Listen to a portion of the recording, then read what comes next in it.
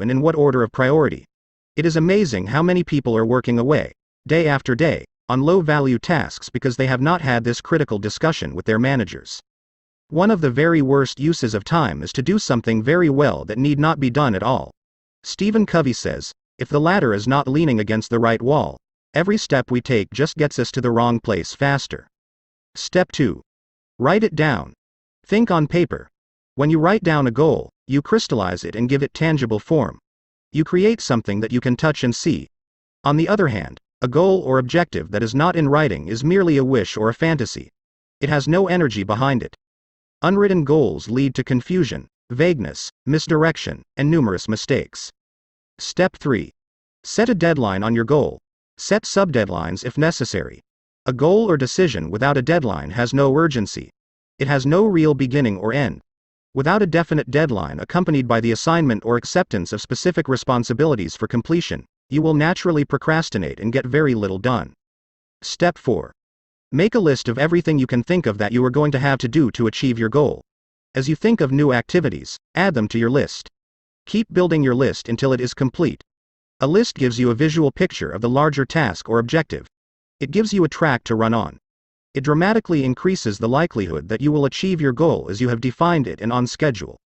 Step 5. Organize the list into a plan. Organize your list by priority and sequence. List all tasks in the order they need to be done. Take a few minutes to decide what you need to do first and what you can do later. Decide what has to be done before something else and what needs to be done afterward. Even better, lay out your plan visually in the form of a series of boxes and circles on a sheet of paper, with lines and arrows showing the relationship of each task to every other task. You'll be amazed at how much easier it is to achieve your goal when you break it down into individual tasks. With a written goal and an organized plan of action, you will be far more productive and efficient than people who are carrying their goals around in their minds. Step 6. Take action on your plan immediately. Do something. Do anything. An average plan vigorously executed is far better than a brilliant plan on which nothing is done. For you to achieve any kind of success, execution is everything. Step 7. Resolve to do something every single day that moves you toward your major goal. Build this activity into your daily schedule. You may decide to read a specific number of pages on a key subject. You may call on a specific number of prospects or customers. You may engage in a specific period of physical exercise. You may learn a certain number of new words in a foreign language. Whatever it is, you must never miss a day. Keep pushing forward.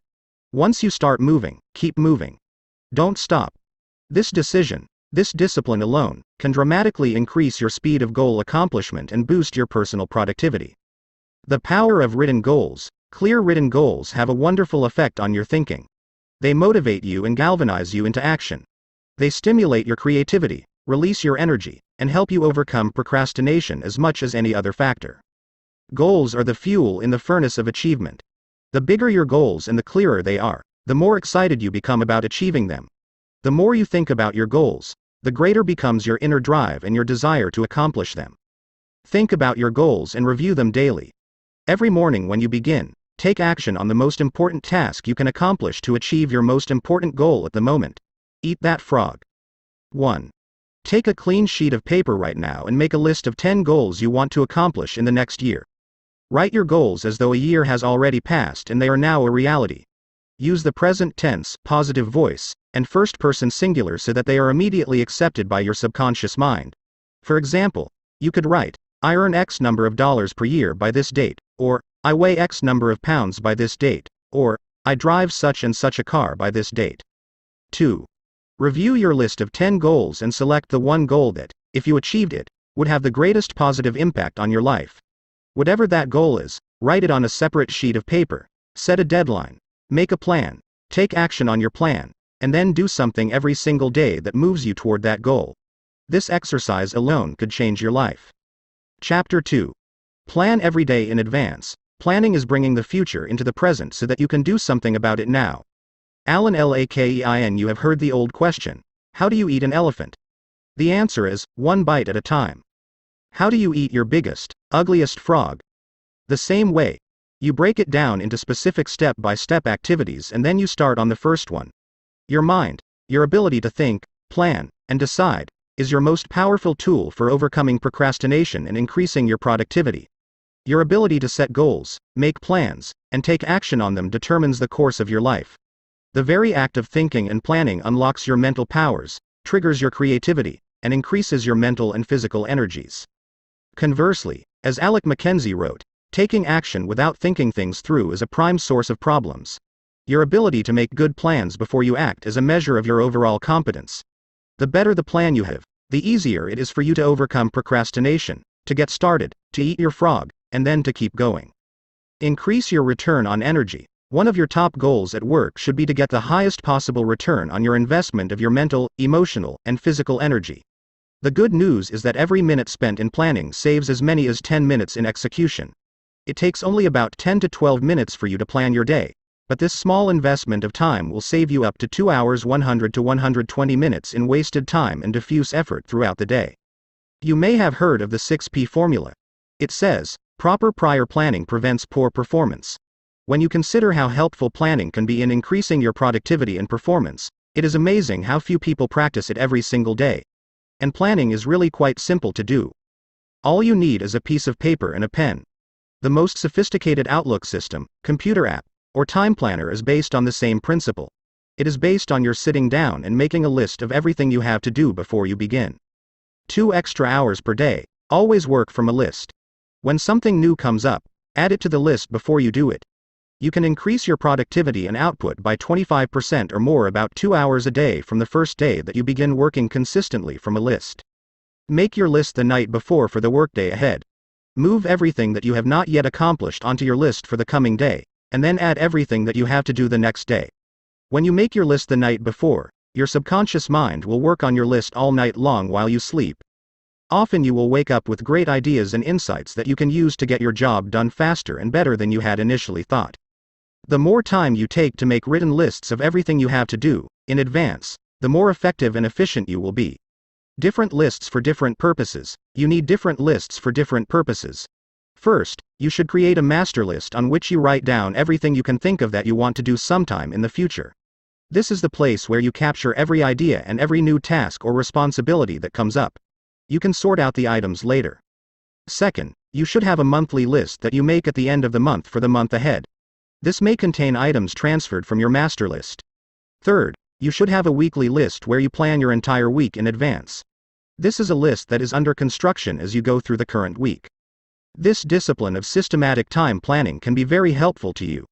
Many people have told me that the habit of taking a couple of hours at the end of each week to plan the coming week has increased their productivity dramatically and changed their lives completely. This technique will work for you as well. Finally, you should transfer items from your monthly and weekly lists onto your daily list. These are the specific activities that you are going to accomplish the following day.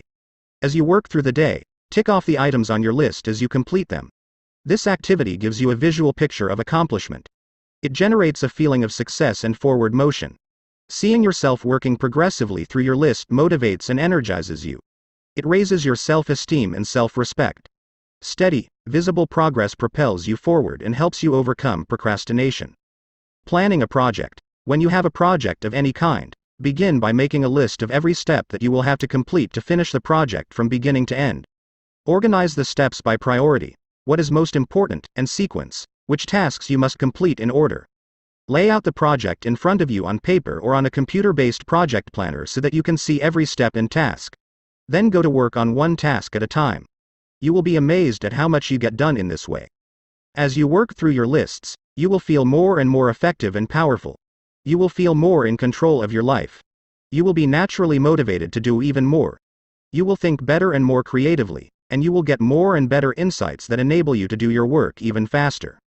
As you work steadily through your lists, you will develop a sense of positive forward momentum that enables you to overcome procrastination. This feeling of progress gives you more energy and keeps you going throughout the day. One of the most important rules of personal effectiveness is the 10 or 90 rule. This rule says that the first 10% of time that you spend planning and organizing your work before you begin will save you as much as 90% of the time in getting the job done once you get started. You only have to try this rule once to prove it to yourself. When you plan each day in advance, you will find it much easier to get going and to keep going. The work will go faster and smoother than ever before. You will feel more powerful and competent. You will get more done faster than you thought possible. Eventually, you will become unstoppable. Eat that frog. 1. Begin today to plan every day, week, and month in advance. Take a notepad or sheet of paper or use your smartphone and make a list of everything you have to do in the next 24 hours. Add to your list as new items come up. Make a list of all your projects, the big multitask jobs that are important to your future. 2. Lay out all of your major goals, projects, and tasks by priority. What is most important, and by sequence. What has to be done first, what comes second, and so forth. Start with the end in mind and work backward. Think on paper. Always work from a list. You'll be amazed at how much more productive you become and how much easier it is to eat your frog. Chapter 3. Apply the 80 or 20 rule to everything. We always have time enough, if we will but use it aright. Johann Wolfgang von Goethe. The 80 or 20 rule is one of the most helpful of all concepts of time and life management. It is also called the Pareto principle, after the Italian economist Vilfredo Pareto, who first wrote about it in 1895. Pareto noticed that people in his society seemed to divide naturally into what he called the vital few, the top 20% in terms of money and influence, and the trivial many, the bottom 80%. He later discovered that virtually all economic activity was subject to this principle as well. For example, this principle says that 20% of your activities will account for 80% of your results, 20% of your customers will account for 80% of your sales, 20% of your products or services will account for 80% of your profits, 20% of your tasks will account for 80% of the value of what you do, and so on. This means that if you have a list of 10 items to do, 2 of those items will turn out to be worth much more than the other 8 items put together. Number of tasks versus importance of tasks. Here is an interesting discovery. Each of the 10 tasks may take the same amount of time to accomplish, but 1 or 2 of those tasks will contribute 5 or 10 times the value of any of the others. Often, a single task can be worth more than all the other 9 items put together. This task is invariably the frog that you should eat first. Can you guess on which items the average person is most likely to procrastinate? The sad fact is that most people procrastinate on the top 10 or 20% of items that are the most valuable and important, the vital few. They busy themselves instead with the least important 80%, the trivial many, that contribute very little to results. Focus on activities, not accomplishments. You often see people who appear to be busy all day long but seem to accomplish very little. This is almost always because they are busy working on tasks that are of low value while they are procrastinating on the 1 or 2 activities that, if they completed them quickly and well, could make a real difference to their companies and to their careers. The most valuable tasks you can do each day are often the hardest and most complex. But the payoff and rewards for completing these tasks efficiently can be tremendous.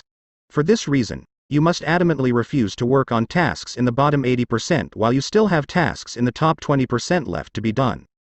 Before you begin work, always ask yourself, is this task in the top 20% of my activities or in the bottom 80%? Rule. Resist the temptation to clear up small things first. Remember, whatever you choose to do over and over eventually becomes a habit that is hard to break. If you choose to start your day working on low-value tasks, you will soon develop the habit of always starting and working on low-value tasks. This is not the kind of habit you want to develop or keep. Low-value tasks are like rabbits. They multiply continually. You never get caught up.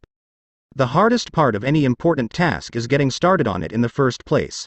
Once you actually begin work on a valuable task, you will be naturally motivated to continue. A part of your mind loves to be busy working on significant tasks that can really make a difference. Your job is to feed this part of your mind continually.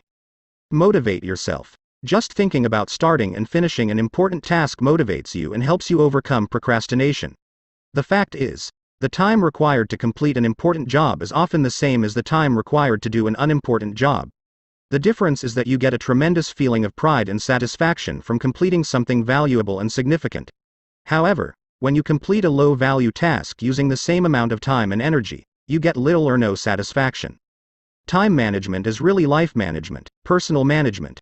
It is really taking control of the sequence of events. Time management is taking control over what you do next. And you are always free to choose the task that you will do next. Your ability to choose between the important and the unimportant is the key determinant of your success in life and work. Effective, productive people discipline themselves to start on the most important task that is before them. They force themselves to eat that frog, whatever it is. As a result, They accomplish vastly more than the average person and are much happier as a result. This should be your way of working as well. Eat that frog. 1.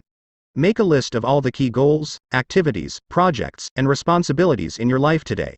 Which of them are, or could be, in the top 10 or 20% of tasks that represent, or could represent, 80 or 90% of your results. 2. Resolve today that you are going to spend more and more of your time working in those few areas that can really make a difference in your life and career and spend less and less time on lower value activities. Chapter 4. Consider the consequences. Every great man has become great. Every successful man has succeeded, in proportion as he has confined his powers to one particular channel. Orison Swett Marden. The mark of the superior thinker is his or her ability to accurately predict the consequences of doing or not doing something. The potential consequences of any task or activity are the key determinants of how important a task really is to you and to your company. This way of evaluating the significance of a task is how you determine what your next frog really is. Dr. Edward Banfield of Harvard University, after more than 50 years of research, concluded that a long-time perspective is the most accurate single predictor of upward social and economic mobility in America. A long-time perspective turns out to be more important than family background, education, race, intelligence, connections, or virtually any other single factor in determining your success in life and at work. Your attitude toward time, your time horizon, has an enormous impact on your behavior and your choices. People who take a long-term view of their lives and careers always seem to make much better decisions about their time and activities than people who give very little thought to the future. Rule: long-term thinking improves short-term decision-making. Successful people have a clear future orientation. They think 5, 10, and 20 years out into the future. They analyze their choices and behaviors in the present to make sure that what they are doing today is consistent with the long-term future that they desire. Make better decisions about time. In your work, having a clear idea of what is really important to you in the long term makes it much easier for you to make better decisions about your priorities in the short term. By definition, something that is important has long-term potential consequences. Something that is unimportant has few or no long-term potential consequences. Before starting on anything, you should always ask yourself, what are the potential consequences of doing or not doing this task? Rule: future intent influences and often determines present actions. The clearer you are about your future intentions, the greater influence that clarity will have on what you do in the moment. With a clear long-term vision, you are much more capable of evaluating an activity in the present to ensure that it is consistent with where you truly want to end up. Think about the long term. Successful people are those who are willing to delay gratification and make sacrifices in the short term so that they can enjoy far greater rewards in the long term. Unsuccessful people, on the other hand, think more about short-term pleasure and immediate gratification while giving little thought to the long-term future. Dennis Waitley, a motivational speaker, says, "Losers try to escape from their fears and drudgery with activities that are tension-relieving. Winners are motivated by their desires toward activities that are goal-achieving." For example, coming into work earlier, reading regularly in your field, taking courses to improve your skills, and focusing on high-value tasks in your work will all combine to have an enormous positive impact on your future. On the other hand, coming into work at the last moment, reading the newspaper, drinking coffee, and socializing with your coworkers may seem fun and enjoyable in the short term but inevitably leads to lack of promotion, underachievement, and frustration in the long term. If a task or activity has large potential positive consequences, make it a top priority and get started on it immediately. If something can have large potential negative consequences if it is not done quickly and well, that becomes a top priority as well. Whatever your frog is, resolve to gulp it down first thing. Motivation requires motive. The greater the potential positive impact that an action or behavior of yours can have on your life, once you define it clearly, the more motivated you will be to overcome procrastination and get it done quickly. Keep yourself focused and forward moving by continually starting and completing those tasks that can make a major difference to your company and to your future. The time is going to pass anyway. The only question is how you use it and where you are going to end up at the end of the weeks and months that pass. And where you end up is largely a matter of the amount of consideration you give to the likely consequences of your actions in the short term.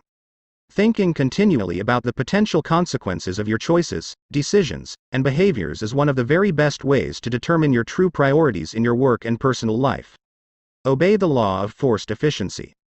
The law of forced efficiency says, there is never enough time to do everything, but there is always enough time to do the most important thing. Put another way, you cannot eat every tadpole and frog in the pond, but you can eat the biggest and ugliest one, and that will be enough, at least for the time being.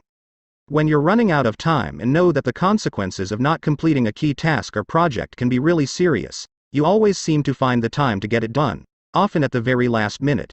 You start early, you stay late, and you drive yourself to complete the job rather than face the unpleasantness that would follow if you didn't complete it within the time limit. Rule: there will never be enough time to do everything you have to do. The average person in business today, especially a manager in the age of cutbacks, is working at 110 to 130% of capacity. And the jobs and responsibilities just keep piling up. We all have stacks of reading material we still have to go through. Many people have hundreds of hours of reading and projects backlogged at home and at the office. What this means is that you will never be caught up. Get that wishful idea out of your mind. All you can hope for is to be on top of your most important responsibilities. The others will just have to wait. Deadlines are an excuse. Many people say that they work better under the pressure of deadlines. Unfortunately, years of research indicate that this is seldom true. Point 1: under the pressure of deadlines, often self-created through procrastination, people suffer greater stress, make more mistakes, and have to redo more tasks than under any other conditions. Often the mistakes that people make when working under tight deadlines lead to defects and cost overruns that cause substantial financial losses in the long term. Sometimes a job actually takes much longer to complete when people rush to get it done at the last minute and then have to redo it. It is much better to plan your time carefully in advance and then build in a sizable buffer to compensate for unexpected delays and diversions. However much time you think a task will take, add on another 20% or more as insurance. Or make a game of getting the job done well in advance of the deadline. You will be amazed at how much more relaxed you are and how much better a job you do when you are on top of your most important tasks. 3 questions for maximum productivity. You can use 3 questions on a regular basis to keep yourself focused on completing your most important tasks on schedule. The first question is, what are my highest value activities? Put another way, what are the biggest frogs that you have to eat to make the greatest contribution to your organization? To your family? To your life in general? This is one of the most important questions you can ever ask and answer. What are your highest value activities? First, think this through for yourself. Then, ask your boss. Ask your coworkers and subordinates. Ask your friends and family. Like focusing the lens of a camera, you must be crystal clear about your highest value activities before you begin work. The second question you can ask continually is, what can I and only I do, that if done well, will make a real difference? This question came from the late Peter Drucker, the management guru. It is one of the most important of all questions for achieving personal effectiveness.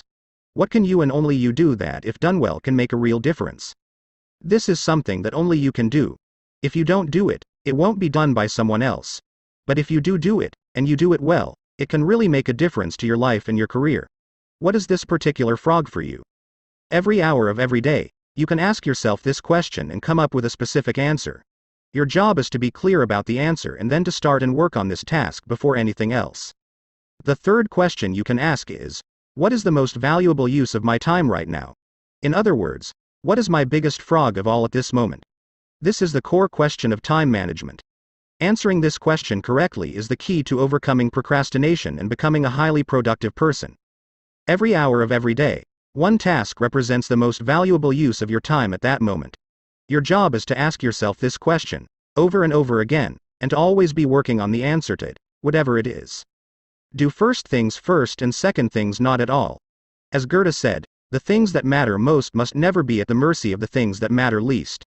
The more accurate your answers are to these 3 questions, the easier it will be for you to set clear priorities, to overcome procrastination, and to get started on that one activity that represents the most valuable use of your time. Eat that frog. 1. Review your list of tasks, activities, and projects regularly. Continually ask yourself, which one project or activity, if I did it in an excellent and timely fashion, would have the greatest positive consequences in my work or personal life. 2. Determine the most important thing you could be doing every hour of every day, and then discipline yourself to work continually on the most valuable use of your time. What is this for you right now? Whatever it is that can help you the most, set it as a goal, make a plan to achieve it, and go to work on your plan immediately. Remember the wonderful words of Goethe. Only engage, and the mind grows heated. Begin it, and the work will be completed. Chapter 5. Practice creative procrastination. Make time for getting big tasks done every day. Plan your daily workload in advance. Single out the relatively few small jobs that absolutely must be done immediately in the morning. Then go directly to the big tasks and pursue them to completion. Boardroom reports creative procrastination is one of the most effective of all personal performance techniques. It can change your life. The fact is that you can't do everything that you have to do. You have to procrastinate on something. Therefore, deliberately and consciously procrastinate on small tasks. Put off eating smaller or less ugly frogs. Eat the biggest and ugliest frogs before anything else. Do the worst first. Everyone procrastinates. The difference between high performers and low performers is largely determined by what they choose to procrastinate on. Since you must procrastinate anyway, decide today to procrastinate on low-value activities. Decide to procrastinate on, outsource, delegate, and eliminate those activities that don't make much of a contribution to your life in any case.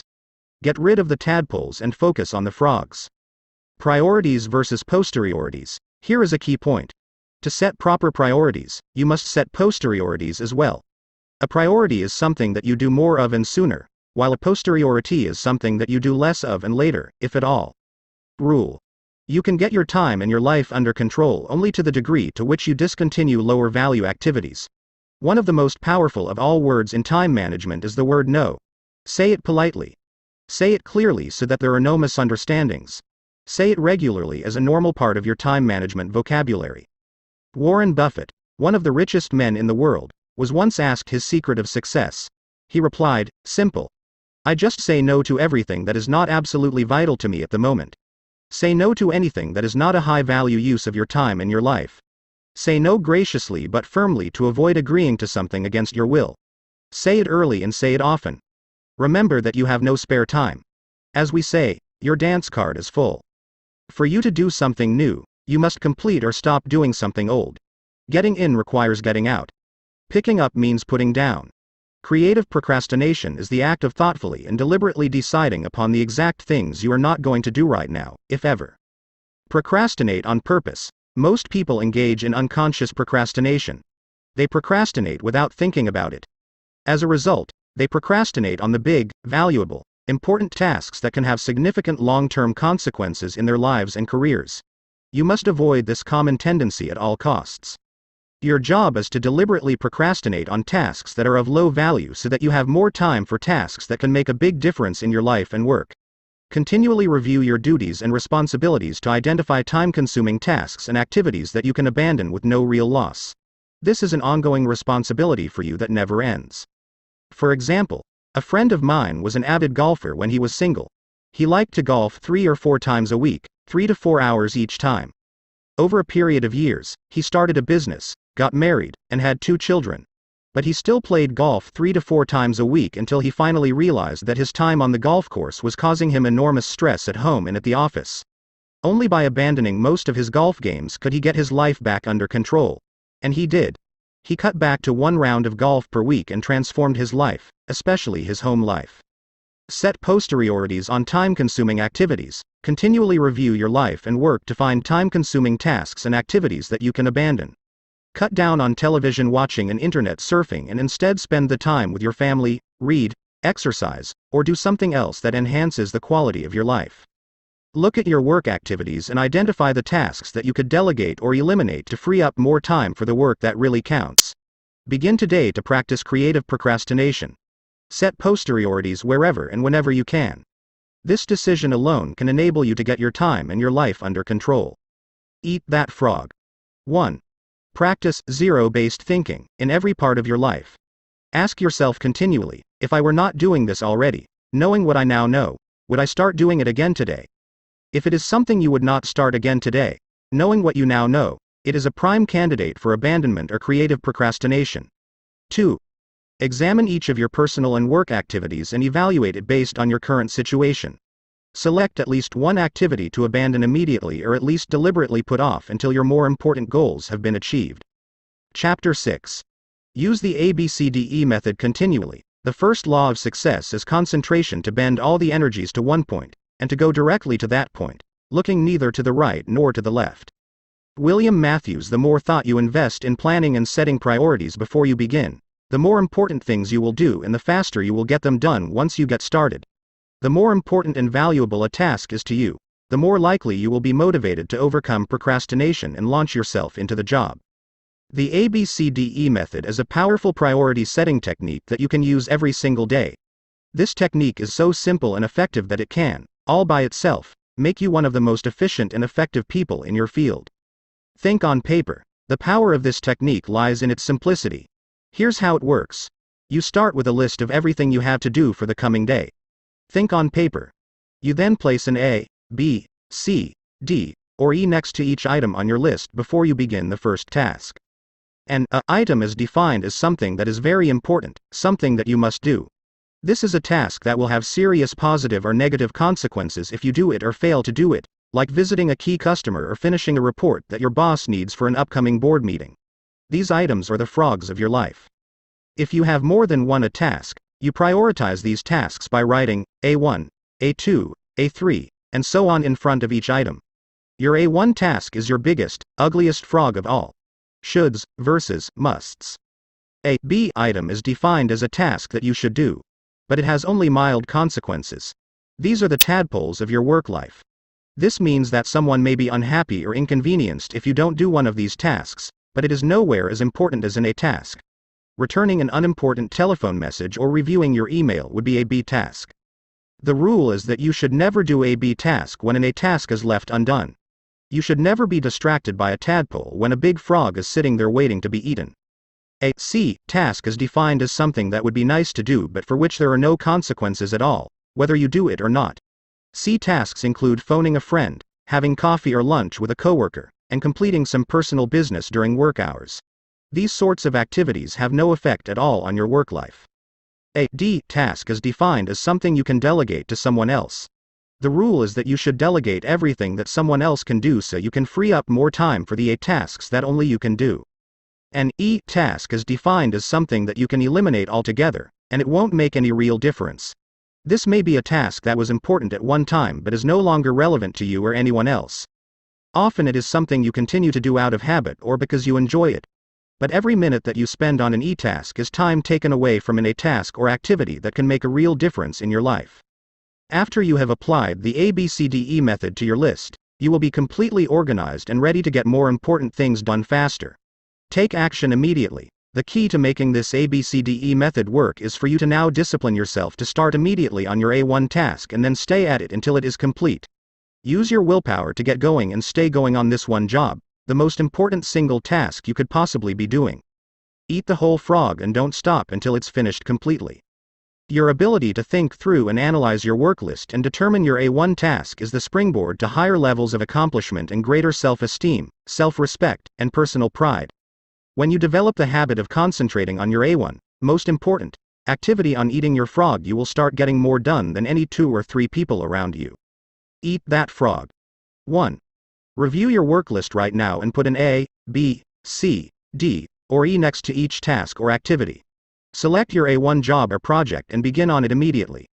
Discipline yourself to do nothing else until this one job is complete. 2. Practice this ABCDE method every day for the next month on every work or project list before you begin work.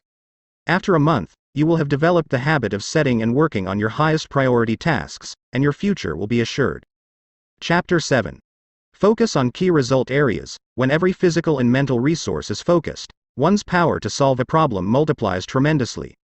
Norman Vincent Peale. Why am I on the payroll? This is one of the most important questions you can ever ask and answer, over and over again, throughout your career. As it happens, most people are not sure exactly why they are on the payroll. But if you are not crystal clear about why you are on the payroll and what results you have been hired to accomplish, it is very hard for you to perform at your best, get paid more, and get promoted faster. In simple terms, you have been hired to get specific results. A wage or a salary is a payment for a specific quality and quantity of work that can be combined with the work of others to create a product or service that customers are willing to pay for. Your job can be broken down into about 5 to 7 key result areas, seldom more. These represent the results that you absolutely, positively have to get to fulfill your responsibilities and make your maximum contribution to your organization. A key result area is defined as something for which you are completely responsible. If you don't do it, it doesn't get done. A key result area is an activity that is under your control. It produces an output that becomes an input or a contributing factor to the work of others. Key result areas are similar to the vital functions of the body, such as those indicated by blood pressure, heart rate, respiratory rate, and brainwave activity. An absence of any one of these vital functions leads to the death of the organism. By the same token, your failure to perform in a critical result area of your work can lead to the end of your job as well. The Big Seven in management and sales. The key result areas of management are planning, organizing, staffing, delegating, supervising, measuring, and reporting. These are the areas in which a manager must get results to be successful in his or her area of responsibility. A weakness in any one of these areas can lead to underachievement and failure as a manager. The key result areas of sales are prospecting, building rapport and trust, identifying needs, presenting persuasively, answering objections, closing the sale, and getting resales and referrals. Poor performance in any one of these key skills can lead to lower sales and sometimes the failure of a salesperson. Whatever you do, you must have certain essential skills for you to do your job in an excellent fashion. These demands are constantly changing. You have already developed core competencies that make it possible for you to do your job in the first place. But certain key results are central to your work and determine your success or failure in your job. What are they? Clarity is essential. The starting point of high performance is for you to identify the key result areas of your work. Discuss them with your boss. Make a list of your most important output responsibilities, and make sure that the people above you, on the same level as you, and below you are in agreement with it. For example, for a salesperson, getting qualified appointments is a key result area. This activity is the key to the entire sales process. Closing a sale is also a key result area.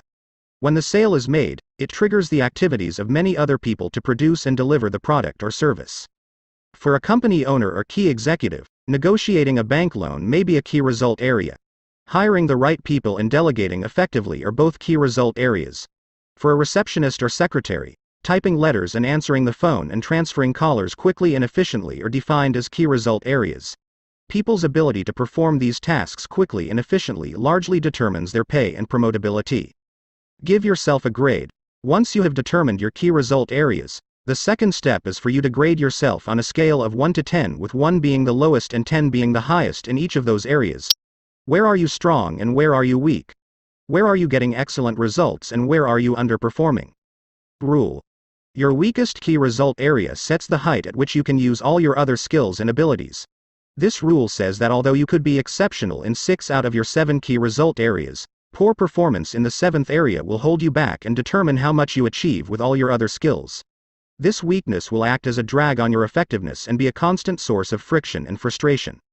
For example, delegating is a key result area for a manager.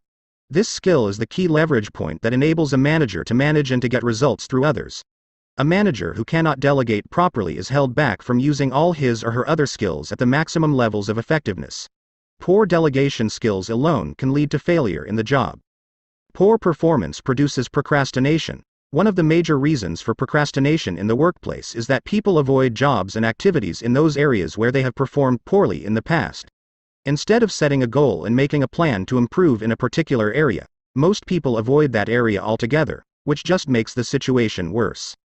The reverse of this is that the better you become in a particular skill area, the more motivated you will be to perform that function, the less you will procrastinate, and the more determined you will be to get the job finished. The fact is that everybody has both strengths and weaknesses. Refuse to rationalize, justify, or defend your areas of weakness.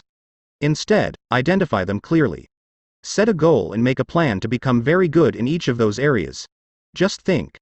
You may be only one critical skill away from top performance at your job. The great question. Here is one of the greatest questions you will ever ask and answer. What one skill, if I developed and did it in an excellent fashion, would have the greatest positive impact on my career?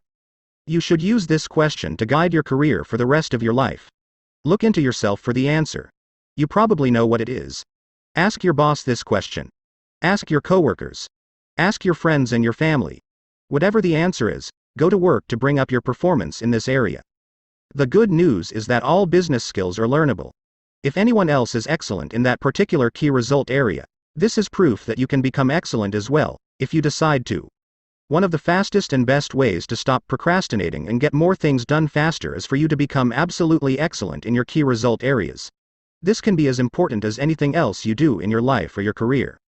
Eat that frog. 1. Identify the key result areas of your work. What are they? Write down the key results you have to get to do your job in an excellent fashion. Give yourself a grade from 1 to 10 on each one. And then determine the one key skill that, if you did it in an excellent manner, would help you the most in your work. 2.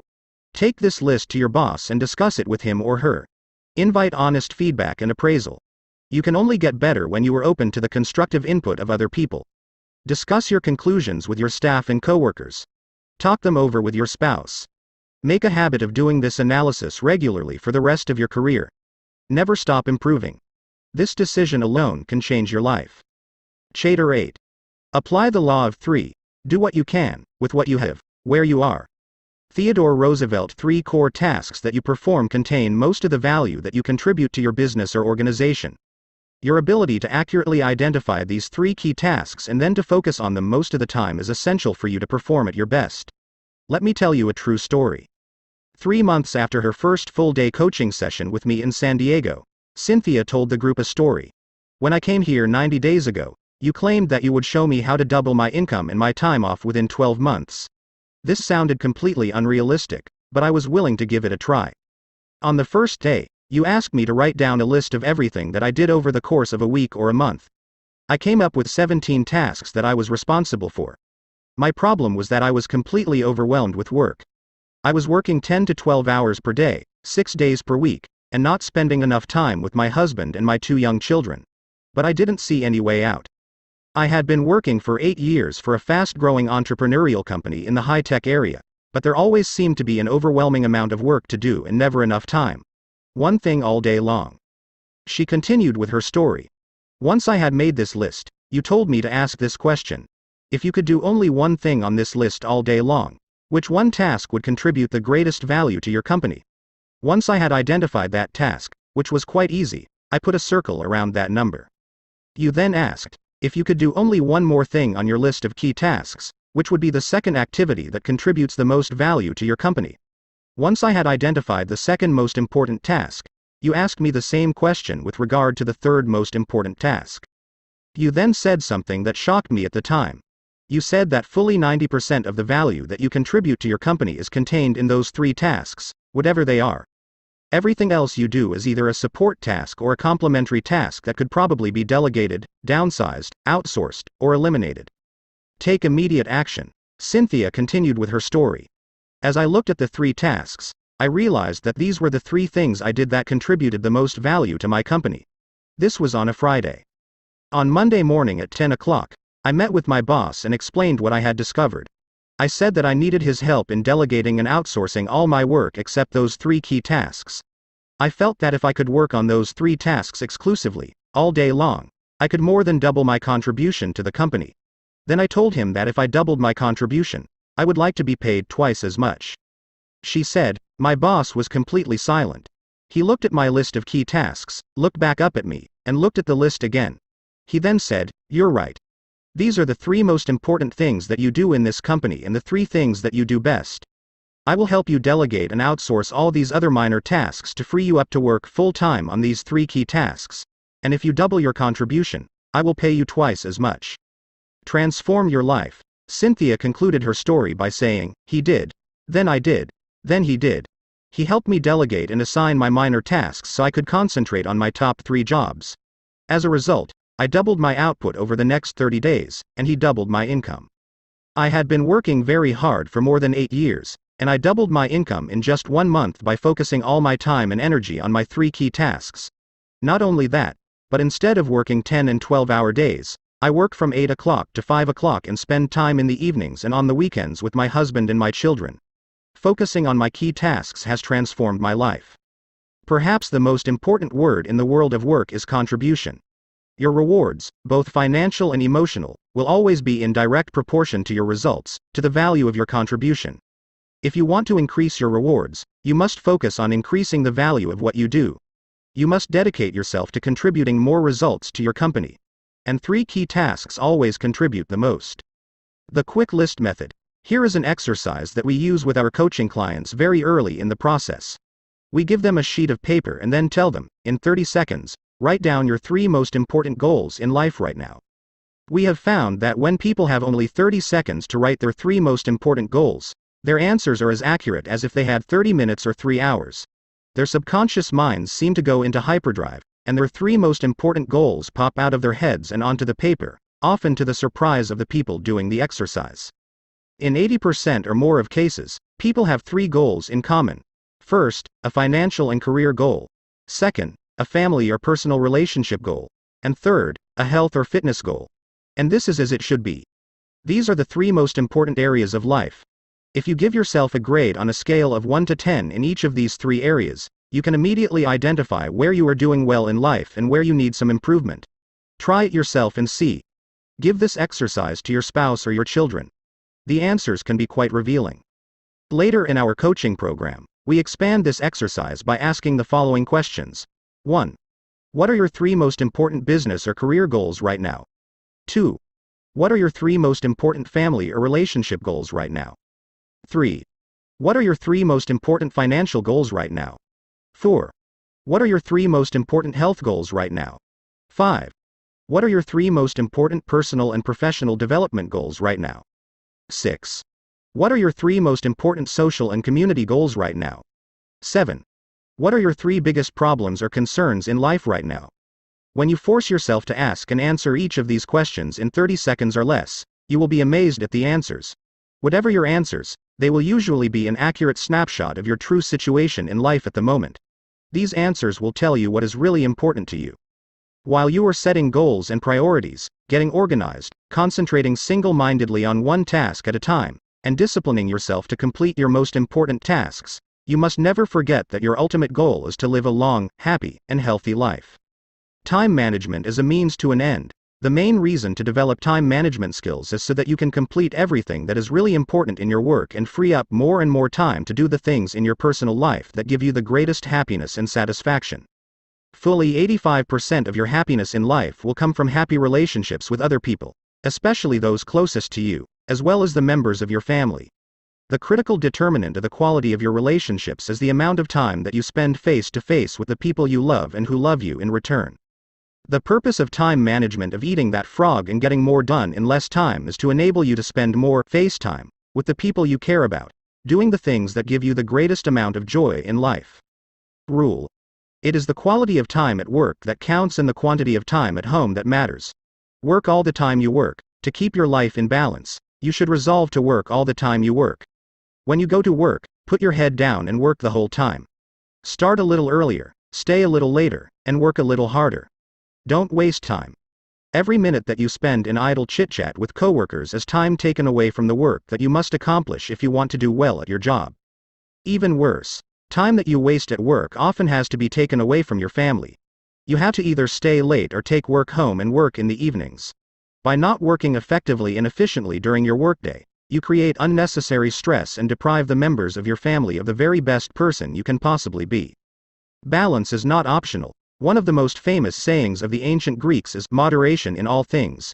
You need balance between your work and your personal life.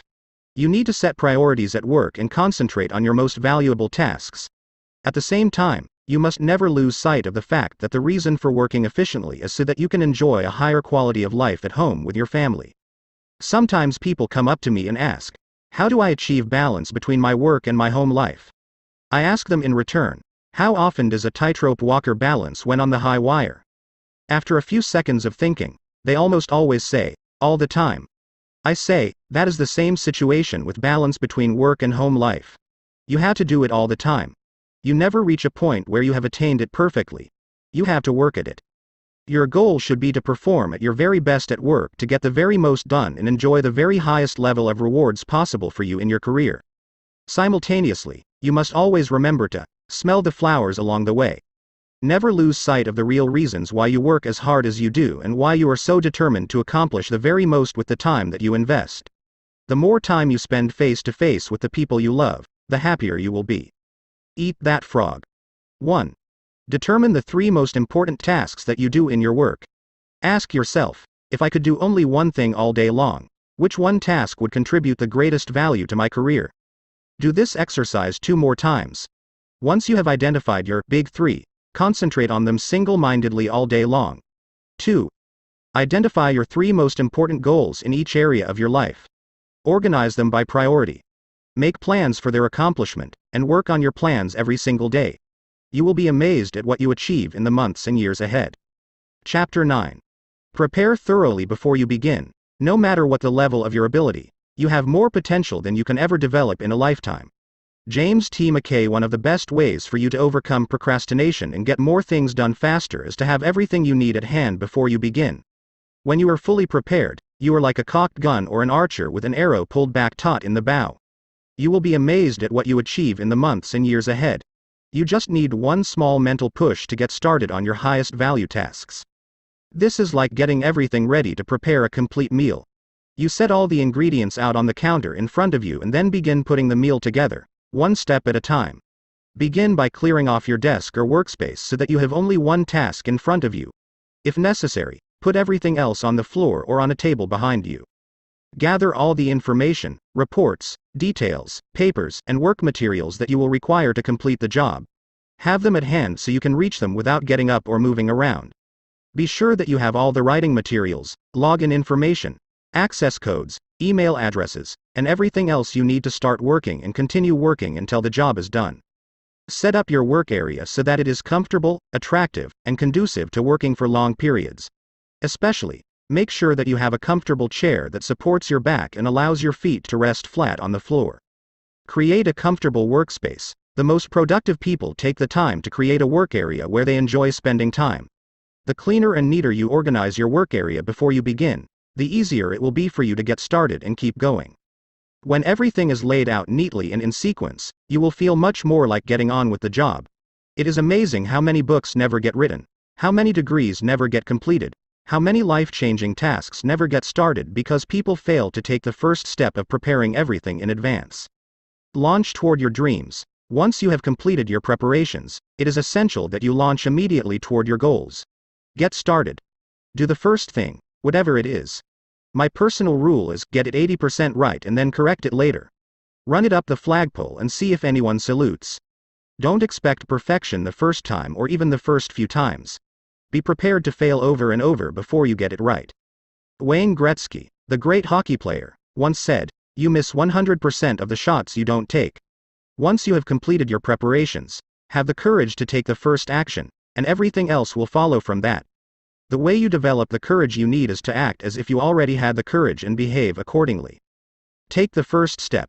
When you sit down with everything in front of you, ready to go, assume the body language of high performance. Sit up straight. Sit forward and away from the back of the chair. Carry yourself as though you were an efficient, effective, high-performing personality. Then, pick up the first item and say to yourself, "Let's get to work," and plunge in. And once you've started, keep going until the job is finished. Eat that frog. 1. Take a good look at your desk or office, both at home and at work. Ask yourself, what kind of a person works in an environment like this? The cleaner and neater your work environment, the more positive, productive, and confident you will feel. 2. Resolve today to clean up your desk and office completely so that you feel effective, efficient, and ready to get going each time you sit down to work. Chapter 10. Take it one oil barrel at a time. Persons with comparatively moderate powers will accomplish much, if they apply themselves wholly and indefatigably to one thing at a time. Samuel Smiles. There is an old saying that, by the yard it's hard, but inch by inch, anything's a cinch. One of the best ways to overcome procrastination is for you to get your mind off the huge task in front of you and focus on a single action that you can take. One of the best ways to eat a large frog is for you to take it one bite at a time. Lao Tzu wrote, "A journey of 1,000 leagues begins with a single step." This is a great strategy for overcoming procrastination and getting more things done faster. Crossing a great desert. Many years ago, driving an old Land Rover, I crossed the heart of the Sahara Desert, the Tanazroofed, deep in modern-day Algeria. By that time, the desert had been abandoned by the French for years, and the original refueling stations were empty and shuttered. The desert was 500 miles across in a single stretch, without water, food, a blade of grass, or even a fly. It was totally flat, like a broad, yellow sand parking lot that stretched to the horizon in all directions. More than 1,300 people had perished in the crossing of that stretch of the Sahara in previous years. Often, drifting sands had obliterated the track across the desert, and the travelers had gotten lost in the night, never to be found again alive. To counter the lack of features in the terrain, the French had marked the track with black, 55-gallon oil drums every 5 kilometers, which was exactly the distance to the horizon, formed by the curvature of the earth. Because of this, in the daytime, we could always see 2 oil barrels, the one we had just passed and the one 5 kilometers ahead of it. And that was exactly what we needed to stay on course. All we had to do was to steer for the next oil barrel. As a result, we were able to cross the biggest desert in the world by simply taking it 1 oil barrel at a time. Take it 1 step at a time. In the same way, you can accomplish the biggest task in your life by disciplining yourself to take it just 1 step at a time. Your job is to go as far as you can see. You will then be able to see far enough to go further. To accomplish a great task, you must step out in faith and have complete confidence that your next step will soon become clear to you. Remember this wonderful advice: leap and the net will appear. A great life or a great career is built by performing one task at a time, quickly and well, and then going on to the next task. Financial independence is achieved by saving a little money every single month, year after year. Health and fitness are accomplished by just eating a little less and exercising a little more, day after day and month after month. You can overcome procrastination and accomplish extraordinary things by taking just the first step, getting started toward your goal, and then taking it 1 step, 1 oil barrel, at a time. Eat that frog. 1. Select any goal, task, or project in your life on which you have been procrastinating and make a list of all the steps you will need to take to eventually complete the task. 2. Then take just 1 step immediately. Sometimes all you need to do to get started is to sit down and complete 1 item on the list. And then do 1 more, and so on. You will be amazed at what you eventually accomplish. Chapter 11. Upgrade your key skills. The only certain means of success is to render more and better service than is expected of you, no matter what your task may be. Augmentino upgrading your skills is one of the most important personal productivity principles of all. Learn what you need to learn so that you can do your work in an excellent fashion. The better you become at eating a particular type of frog, the more likely you are to just plunge in and get it done. A major reason for procrastination is a feeling of inadequacy, a lack of confidence, or an inability in a key area of a task. Feeling weak or deficient in a single area is enough to discourage you from starting the job at all. Continually upgrade your skills in your key result areas. Remember, however good you are today, your knowledge and skills are becoming obsolete at a rapid rate. As Pat Riley, the basketball coach, said, anytime you stop striving to get better, you're bound to get worse. Never stop learning. One of the most helpful of all time management techniques is for you to get better at your key tasks. Personal and professional improvement is one of the best time savers there is. The better you are at a key task, the more motivated you are to launch into it. The better you are, the more energy and enthusiasm you have. When you know that you can do a job well, you find it easier to overcome procrastination and get the job done faster and better than under any other circumstances. One piece of information or one additional skill can make an enormous difference in your ability to do the job well.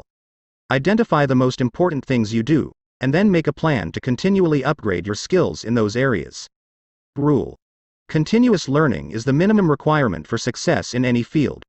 Refuse to allow a weakness or a lack of ability in any area to hold you back. Everything is learnable.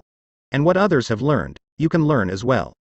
When I began to write my first book, I was discouraged because I could use only the hunt and peck method of typing. I soon realized that I had to learn to touch type if I was ever going to write and rewrite a 300-page book. So I bought a touch typing program for my computer and practiced for 20 to 30 minutes every day for 3 months. By the end of that time, I was typing 40 to 50 words per minute. With this additional skill, I have been able to write more than 75 books that have now been published all over the world. The best news is that you can learn whatever skills you need to be more productive and more effective. You can become a touch typist if necessary. You can become proficient with a computer. You can become a terrific negotiator or a super salesperson. You can learn to speak in public. You can learn to write effectively and well. These are all skills you can acquire as soon as you decide to and make them a priority. 3 steps to mastery. First, read in your field for at least 1 hour every day. Get up a little earlier in the morning and read for 30 to 60 minutes in a book or magazine that contains information that can help you be more effective and productive at what you do. Second, take every course and seminar available on the key skills that can help you. Attend the conventions and business meetings of your profession or occupation. Go to the sessions and workshops. Sit up front and take notes. Purchase the audio recordings of the programs. Dedicate yourself to becoming one of the most knowledgeable and competent people in your field. Third, listen to audio programs in your car. The average car owner sits behind the wheel 500 to 1,000 hours each year while driving from place to place. Turn driving time into learning time. You can become one of the smartest, most capable, and highest paid people in your field simply by listening to educational audio programs as you drive from place to place. The more you learn and know, the more confident and motivated you feel. The better you become, the more capable you will be of doing even more in your field. The more you learn, the more you can learn. Just as you can build your physical muscles through physical exercise, you can build your mental muscles with mental exercises. And there is no limit to how far or how fast you can advance except for the limits you place on your own imagination. Eat that frog. 1. Identify the key skills that can help you the most to achieve better and faster results. Determine the core competencies that you will need to have in the future to lead your field. Whatever they are, set a goal, make a plan, and begin developing and increasing your ability in those areas. Decide to be the very best at what you do. 2.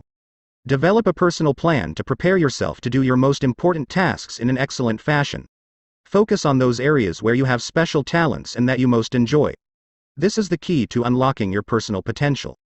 Chapter 12. Identify your key constraints. Concentrate all your thoughts on the task at hand. The sun's rays do not burn until brought to a focus. Alexander Graham Bell. Between where you are today and any goal or objective that you want to accomplish, there is one major constraint that must be overcome before you can achieve that major goal. Your job is to identify it clearly.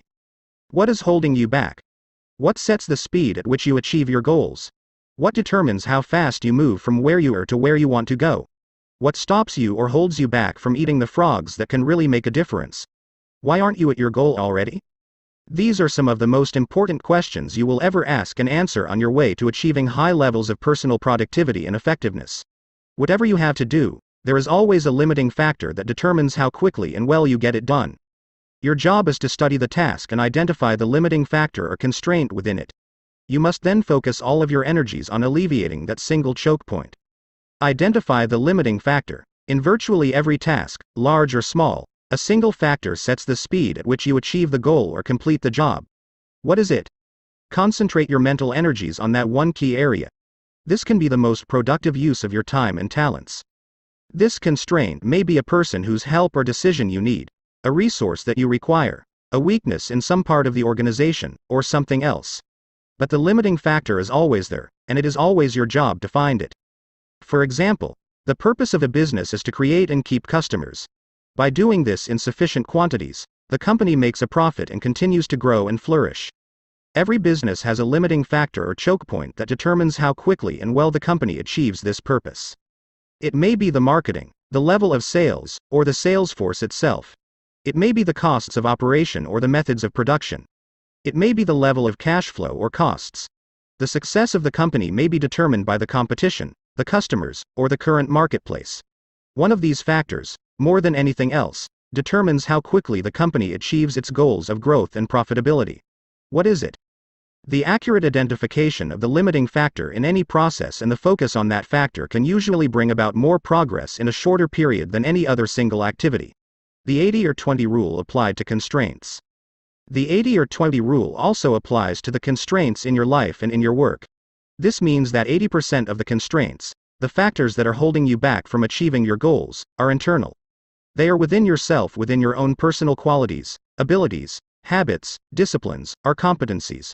Or they are contained within your own company or organization. Only 20% of the limiting factors are external to you or to your organization.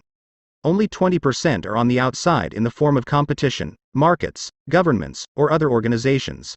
Your key constraint can be something small and not particularly obvious. Sometimes you have to make a list of every step in a process and examine every activity to determine exactly what is holding you back. Sometimes a single negative perception or objection on the part of customers can be slowing down the entire sales process. Sometimes the absence of a single feature can be holding back the growth of sales of a product or service line. Look into your company honestly.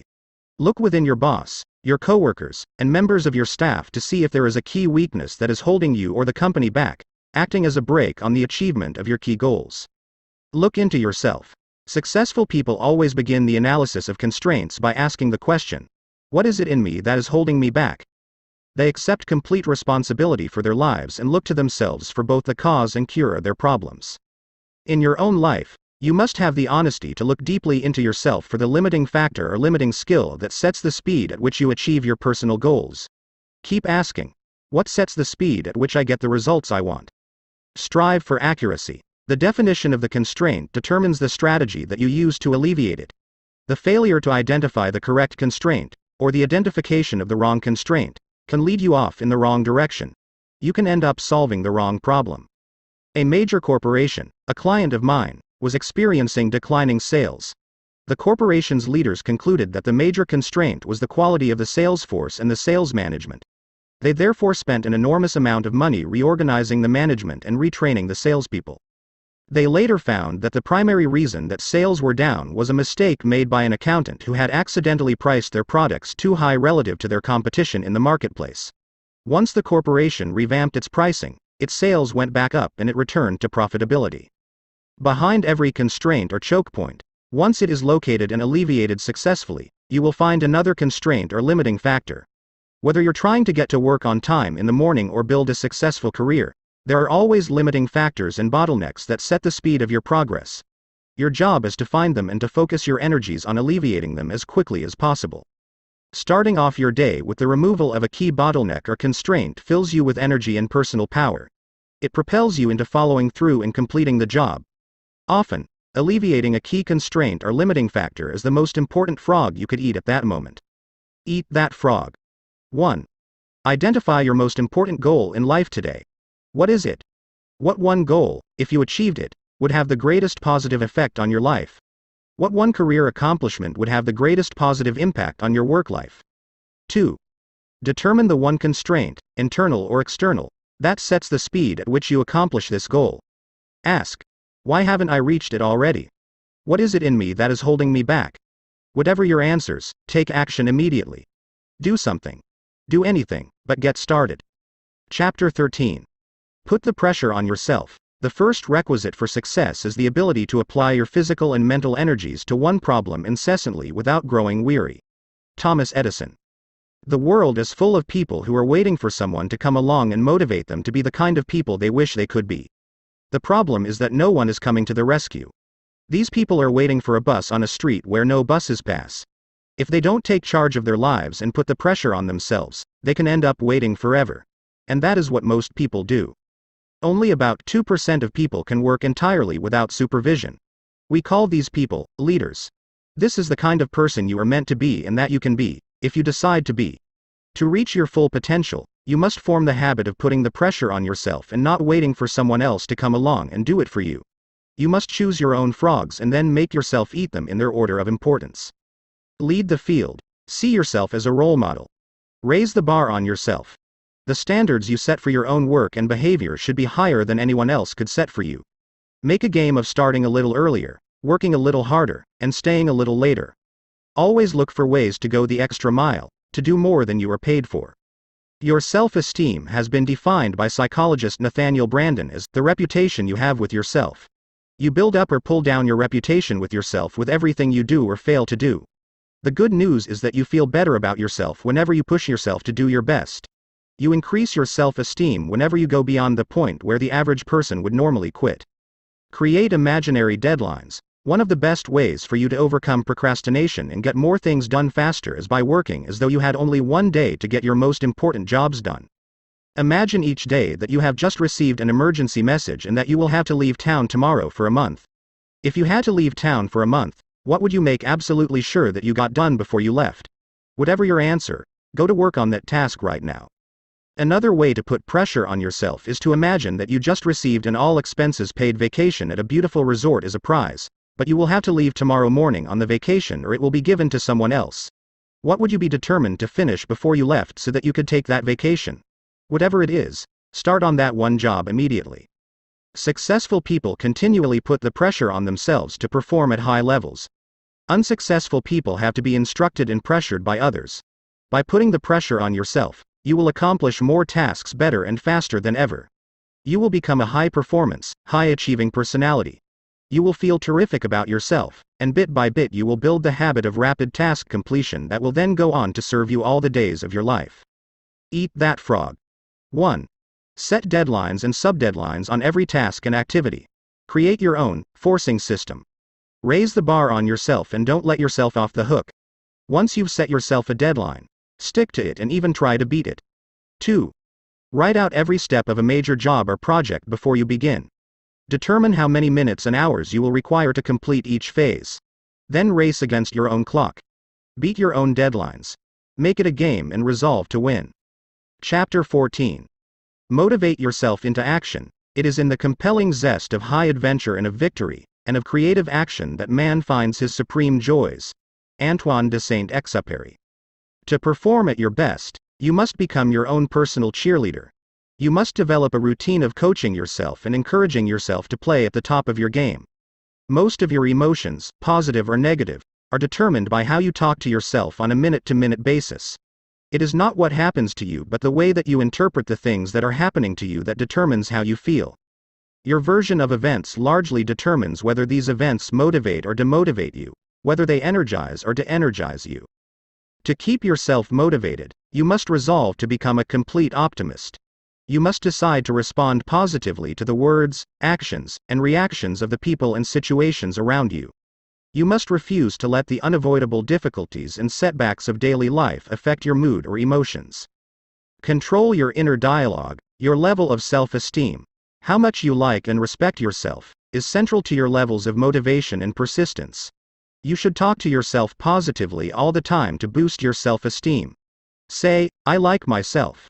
I like myself," over and over until you begin to believe it and behave like a person with a high-performance personality. To keep yourself motivated and to overcome feelings of doubt or fear, continually tell yourself, "I can do it. I can do it." When people ask you how you are, always tell them, "I feel terrific." No matter how you really feel at the moment or what is happening in your life, resolve to remain cheerful and upbeat. As Viktor Frankl wrote in his best-selling book Man's Search for Meaning, the last of the human freedoms is to choose one's attitude in any given set of circumstances. Refuse to complain about your problems. Keep them to yourself. As speaker humorist Ed Foreman says, you should never share your problems with others because 80% of people don't care about them anyway, and the other 20% are kind of glad that you've got them in the first place.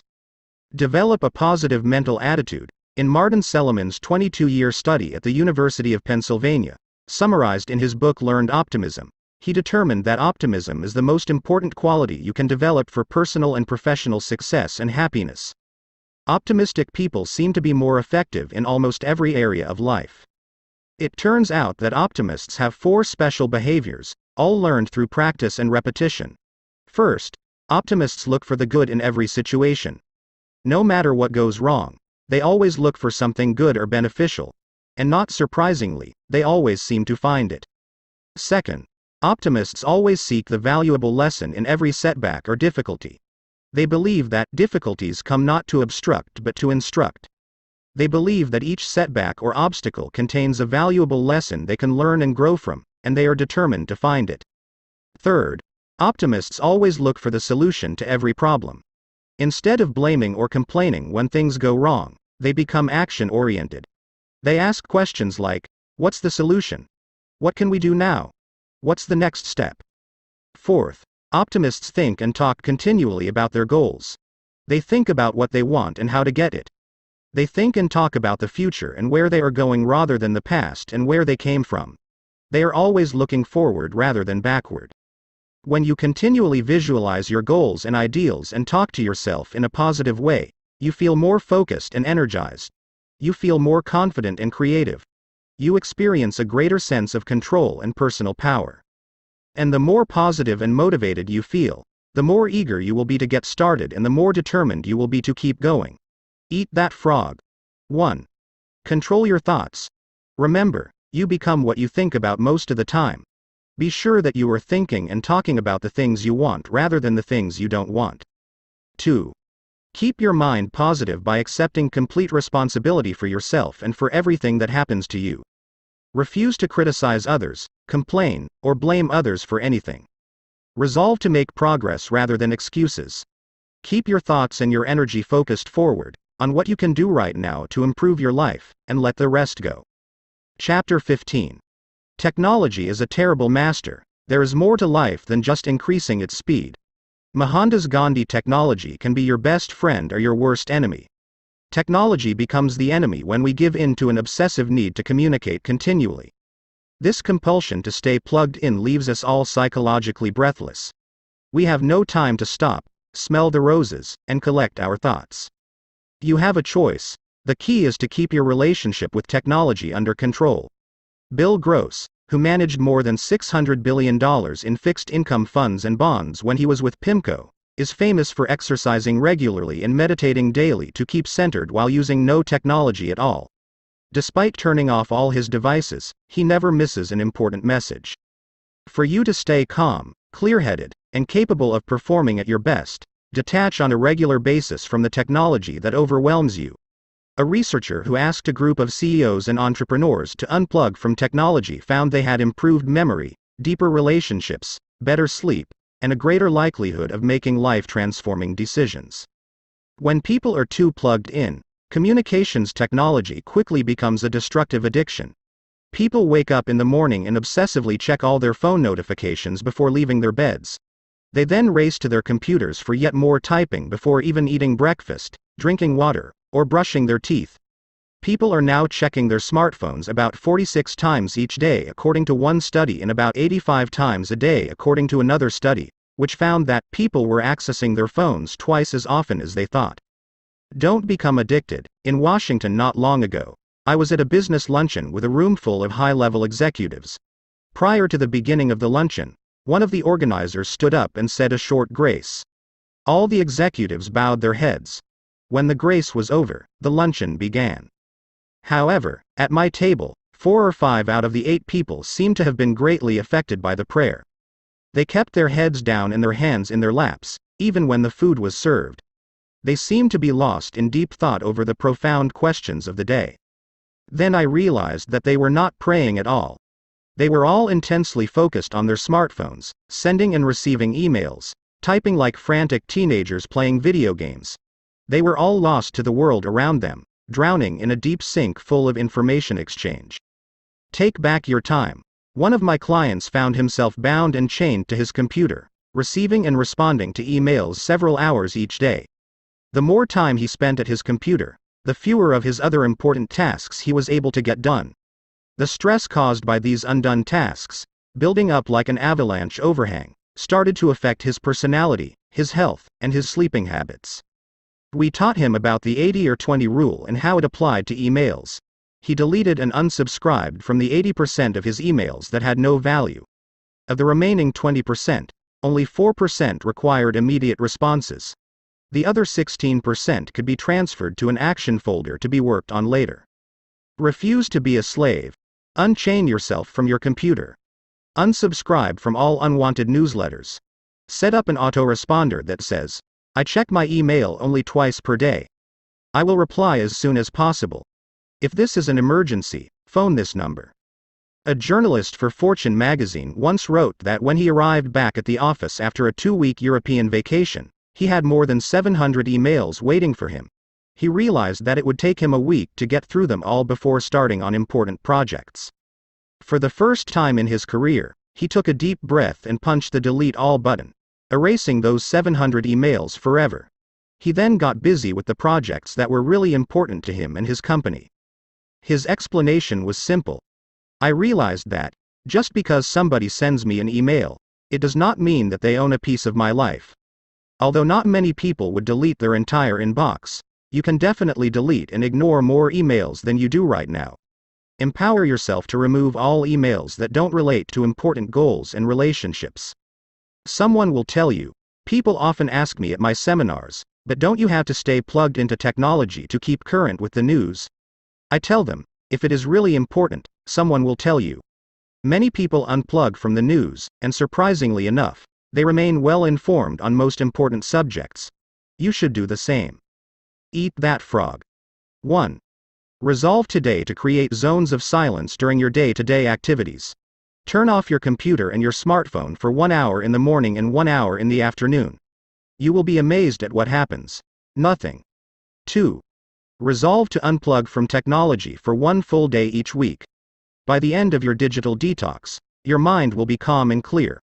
When your mental batteries have time to recharge, you will be much more effective at eating frogs. Chapter 16. Technology is a wonderful servant. Technology is just a tool. Melinda Gates. You must discipline yourself to treat technology as a servant, not as a master. The purpose of technology is to make your life smoother and easier, not to create complexity, confusion, and stress. Usually, to get more done of higher value, you have to stop doing things of lower value. Keep asking yourself, what's important here? What is most important for you to accomplish at work? What is important in your personal life? If you could do only 1 or 2 of the activities available to you, which ones would they be? Use your technological tools to regularly remind yourself of what is most important and protect yourself from what is least important. Technology can be a simple way to get control of your communications, your time, and even your emotions. Take control of your communication. Clear your digital workspace as you would your physical desk. Close every program not needed for the task at hand. Block the websites that distract you the most. Make sure that only the communication channels you need to complete your task are open. Most tasks require some communication, but having 10 different ways to communicate is overkill. Once only relevant information is visible on your screen, arrange your windows for perfect workflow. Show your smartphone who's boss by disabling all notifications, both audio and visual. This is an important step toward checking your phone on your own schedule and thus regaining control of your life. But what about emergencies? Workers with responsibility for young children, elderly parents, or disabled relatives may feel that unplugging from technology or disabling notifications is simply not an option. What if their elderly parent slips in the bath or their young child has an emergency at daycare? This is an absolutely valid concern. The solution, however, is not to be available to everyone at all times. Rather, create a phone number, email address, or other communication channel that only the caretaker of your loved one knows about. Leave that channel open, and reserve it for emergencies. If you desire, you can do this for your work life as well. Give your boss or key clients a way to reach you that no one else has. You could also program your email manager to automatically sort emails from your most important work relationships into a read first folder. In other words, segment your communication channels so that only frogs can hop into your castle of concentration. Take control of your time.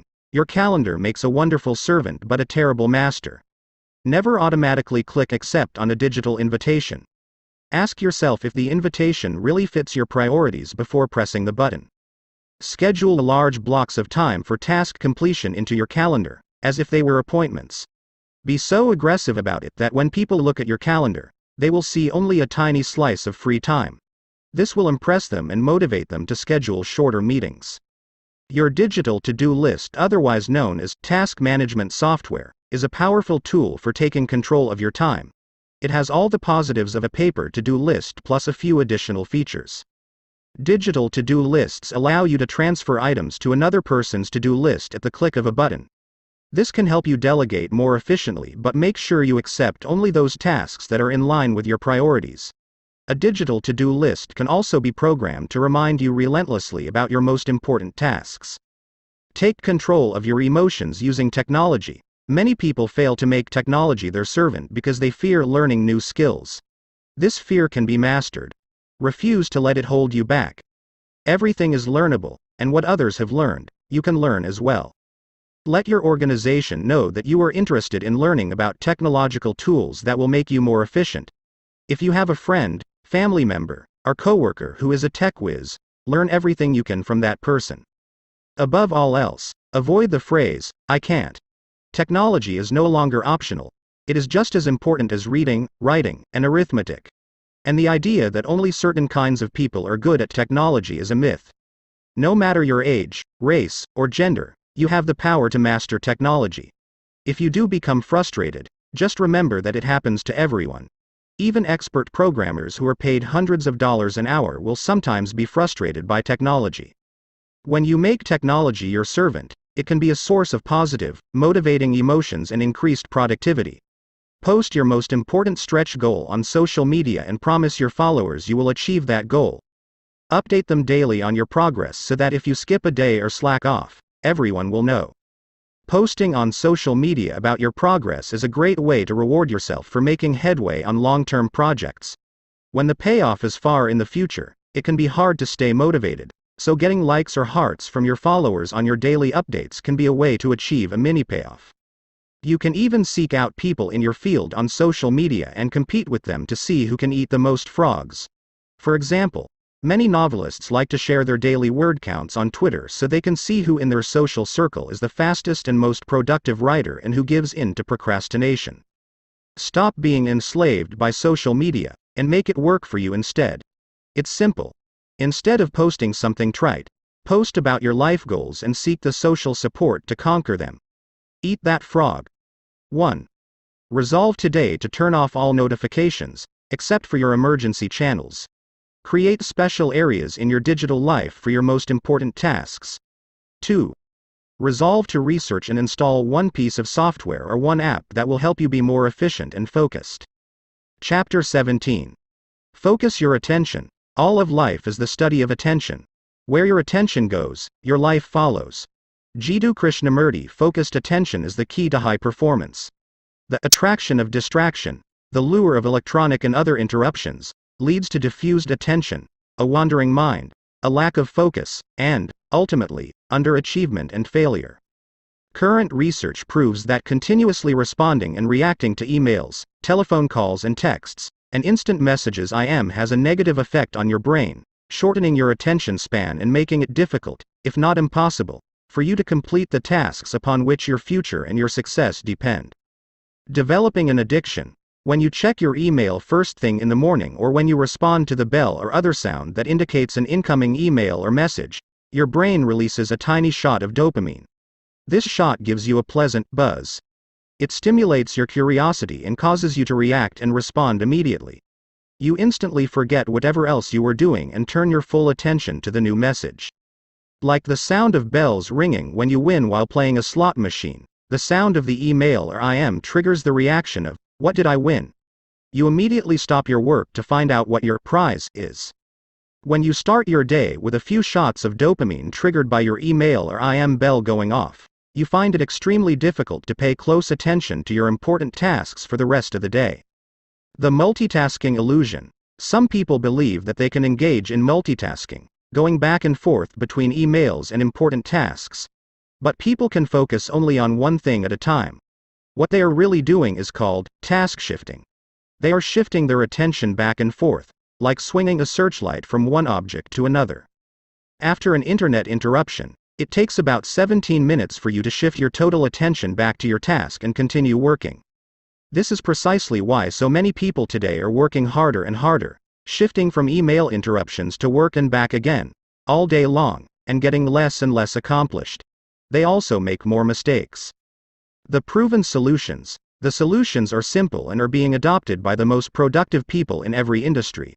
First, don't check your email in the morning and immediately trigger the all-day dopamine addiction. Leave your devices off. Second, if you must check your email for any reason, get in and out fast, and get back to work. Turn off the sound on your computer, and put your phone on vibrate. Stop the stimulations that trigger the flow of dopamine and lead to continuous interruptions. Finally, resolve to check your email only twice a day, at 11 a.m. and 3 p.m., and then turn it off again each time. Provide a telephone number where someone can reach you in an emergency. Whenever you are in a meeting with one or more people, follow the same protocol. Leave electronic devices off. Never insult the persons you are meeting with by working on your laptop or answering your phone. Pay 100% attention to the other people. This applies at home as well. Double your productivity. Here is a simple way to double your productivity.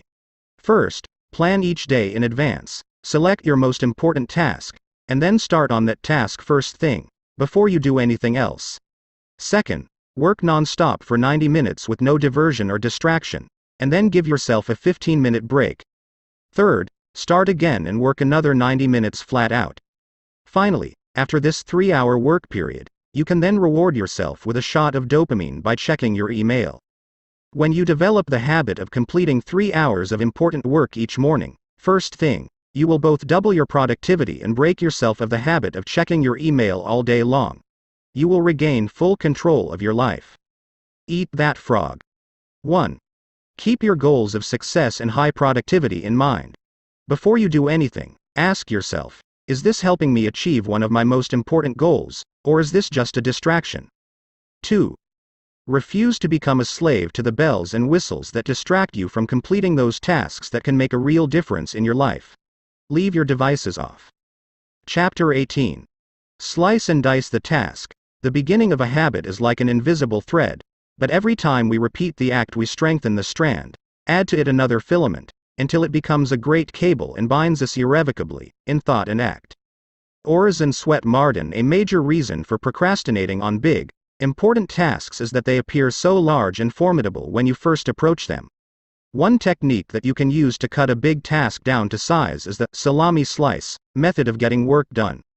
With this method, you lay out the task in detail, writing down every step in order, and then resolve to do just one slice of the job for the time being, like eating a roll of salami one slice at a time or like eating an elephant one bite at a time.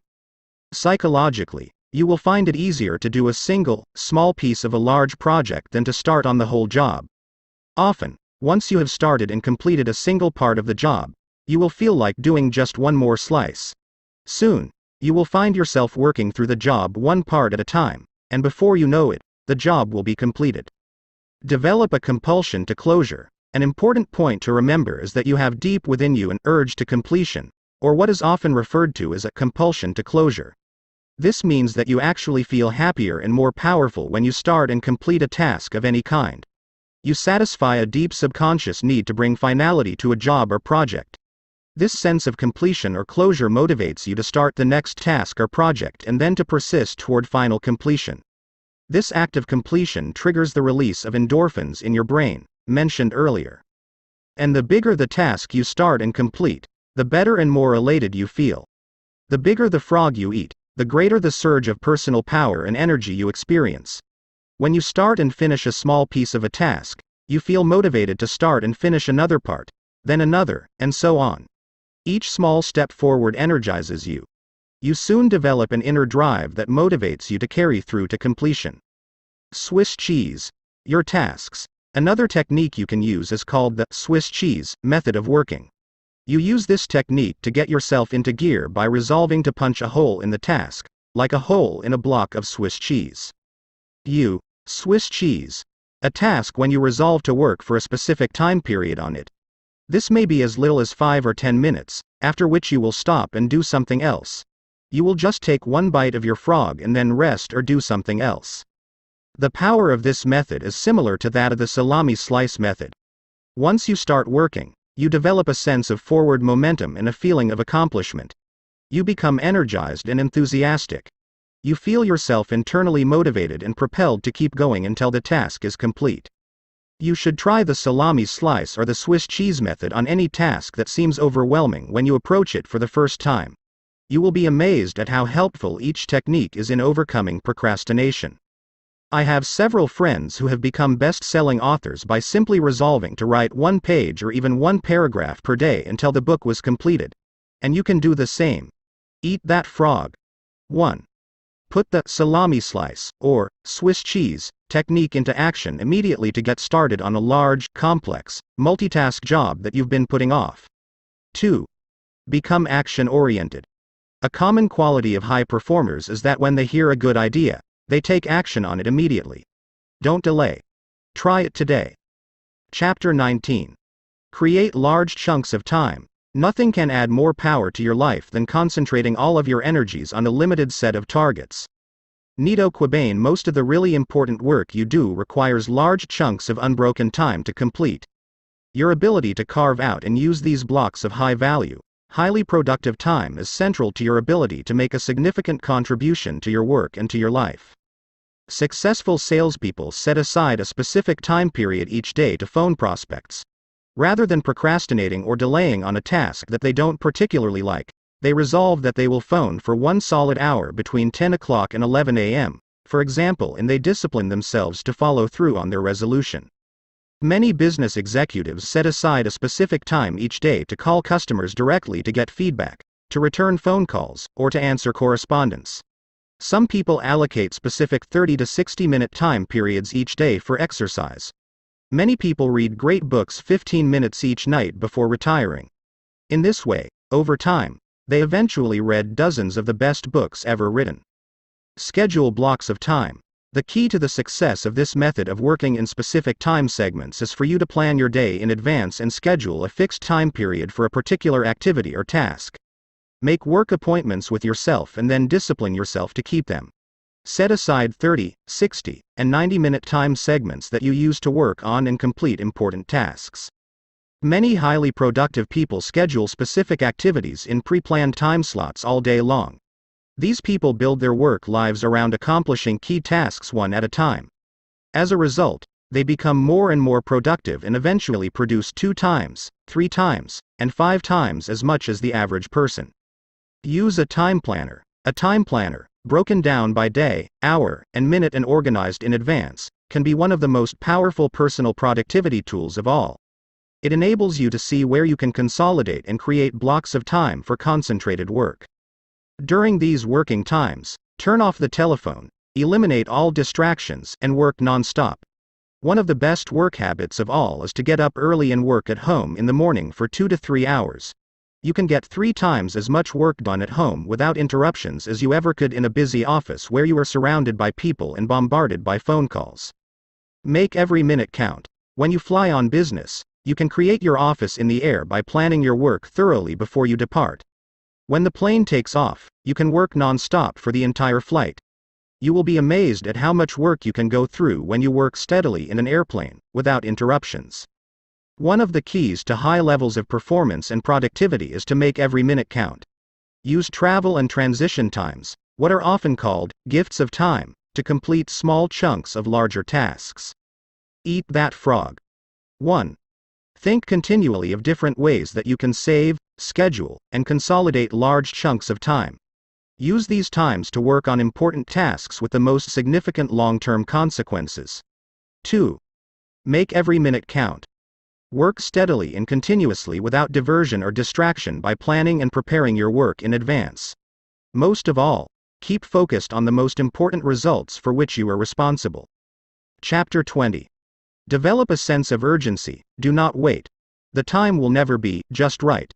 Start where you stand, and work with whatever tools you may have at your command, and better tools will be found as you go along. Napoleon Hill. Perhaps the most outwardly identifiable quality of high-performing men and women is action orientation. They are in a hurry to get their key tasks completed. Highly productive people take the time to think, plan, and set priorities.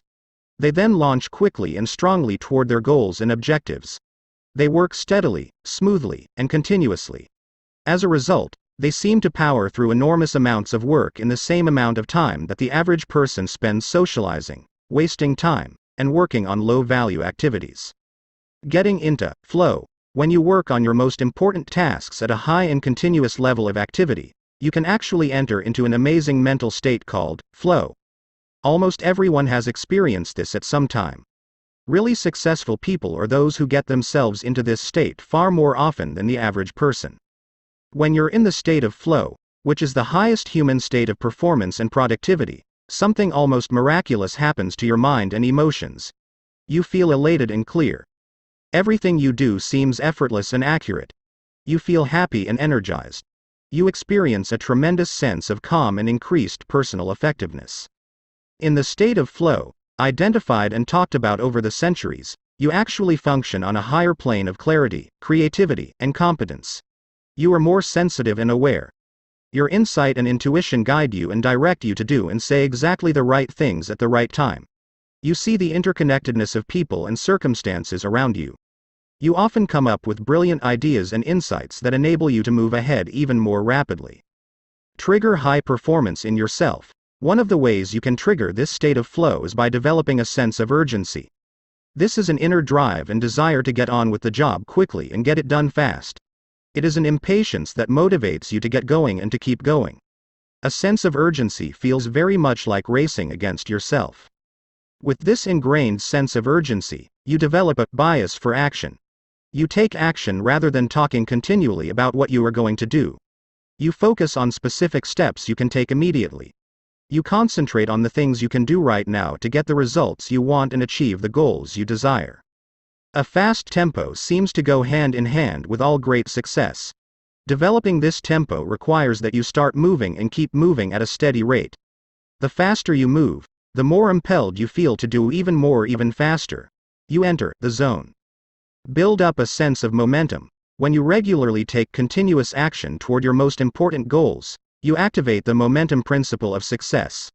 This principle says that although it may take tremendous amounts of energy to overcome inertia and get started initially, it then takes far less energy to keep going. The good news is that the faster you move, the more energy you have. The faster you move, the more you get done and the more effective you feel. The faster you move, the more experience you get and the more you learn. The faster you move, the more competent and capable you become at your work. A sense of urgency shifts you automatically onto the fast track in your career. The faster you work and the more you get done, the higher will be your levels of self-esteem, self-respect, and personal pride. You will feel in complete control of your life and your work. Do it now. One of the simplest and yet most powerful ways to get yourself started is to repeat the words, "Do it now. Do it now. Do it now," over and over to yourself. If you feel yourself slowing down or becoming distracted by conversations or low-value activities, repeat to yourself the words, "Back to work. Back to work.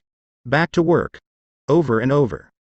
In the final analysis, nothing will help you more in your career than for you to get the reputation for being the kind of person who gets important work done quickly and well. This reputation will make you one of the most valuable and respected people in your field. Eat that frog. 1. Resolve today to develop a sense of urgency in everything you do. Select one area where you have a tendency to procrastinate, and make a decision to develop the habit of fast action in that area. 2. When you see an opportunity or a problem, take action on it immediately. When you are given a task or responsibility, take care of it quickly and report back fast. Move rapidly in every important area of your life. You will be amazed at how much better you feel and how much more you get done. Chapter 21. Handle every task. Herein lies the secret of true power. Learn, by constant practice, how to husband your resources, and to concentrate them at any given moment upon a given point. James Allen. Eat that frog. Every bit of planning, prioritizing, and organizing comes down to this simple concept. Every great achievement of humankind has been preceded by a long period of hard, concentrated work until the job was done. Your ability to select your most important task, to begin it, and then to concentrate on it single-mindedly until it is complete is the key to high levels of performance and personal productivity. Once you get going, keep going. Single-handling requires that once you begin, you keep working at the task without diversion or distraction until the job is 100% complete. You keep urging yourself onward by repeating the words, "Back to work," over and over whenever you are tempted to stop or do something else. By concentrating single-mindedly on your most important task, you can reduce the time required to complete it by 50% or more. It has been estimated that the tendency to start and stop a task to pick it up, put it down, and come back to it can increase the time necessary to complete the task by as much as 500%. Each time you return to the task, you have to familiarize yourself with where you were when you stopped and what you still have to do. You have to overcome inertia and get yourself going again. You have to develop momentum and get into a productive work rhythm. But when you prepare thoroughly and then begin, refusing to stop or turn aside until the job is done, you develop energy, enthusiasm, and motivation. You get better and more productive. You work faster and more effectively. Don't waste time. The truth is that once you have decided on your number one task, anything else that you do other than that is a relative waste of time. Any other activity is just not as valuable or as important as this job, based on your own priorities. The more you discipline yourself to working non-stop on a single task, the more you progress along the efficiency curve. You get more and more high-quality work done in less and less time. Each time you stop working, however, you break this cycle and move back along the curve to where every part of the task is more difficult and time-consuming. Self-discipline is the key. Elbert Hubbard defined self-discipline as the ability to make yourself do what you should do, when you should do it, whether you feel like it or not. In the final analysis, success in any area requires tons of discipline. Self-discipline, self-mastery, and self-control are the basic building blocks of both character and high performance. Starting a high-priority task and persisting with that task until it is 100% complete is the true test of your character, your willpower, and your resolve. Persistence is actually self-discipline in action. The good news is that the more you discipline yourself to persist on a major task, the more you like and respect yourself, and the higher is your self-esteem. And the more you like and respect yourself, the easier it is for you to discipline yourself to persist even more. By focusing clearly on your most valuable task and concentrating single-mindedly until it is 100% complete, you actually shape and mold your own character. You become a superior person. You feel stronger, more competent, more confident, and happier. You feel more powerful and productive. You eventually feel capable of setting and achieving any goal. You become the master of your own destiny. You place yourself on an ascending spiral of personal effectiveness on which your future is absolutely guaranteed. And the key to all of this is for you to determine the most valuable and important thing you could possibly do at every single moment and then eat that frog. Eat that frog. 1. Take action. Resolve today to select the most important task or project that you could complete and then launch into it immediately. 2. Once you start your most important task, discipline yourself to persevere without diversion or distraction until it is 100% complete. See it as a test to determine whether you are the kind of person who can make a decision to complete something and then carry it out. Once you begin, refuse to stop until the job is finished. Conclusion. Putting it all together, the key to happiness, satisfaction, great success, and a wonderful feeling of personal power and effectiveness is for you to develop the habit of eating your frog first thing every day when you start work. Fortunately, this is a learnable skill that you can acquire through repetition. And when you develop the habit of starting on your most important task before anything else, your success is assured. Here is a summary of the 21 great ways to stop procrastinating and get more things done faster. Review these rules and principles regularly until they become firmly ingrained in your thinking and actions, and your future will be guaranteed. 1. Set the table. Decide exactly what you want. Clarity is essential. Write out your goals and objectives before you begin. 2. Plan every day in advance. Think on paper.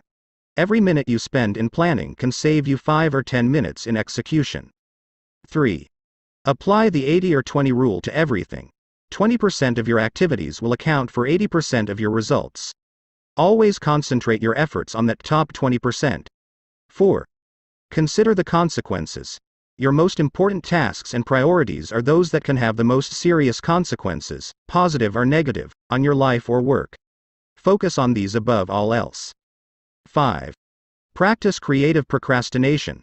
Since you can't do everything, you must learn to deliberately put off those tasks that are of low value so that you have enough time to do the few things that really count.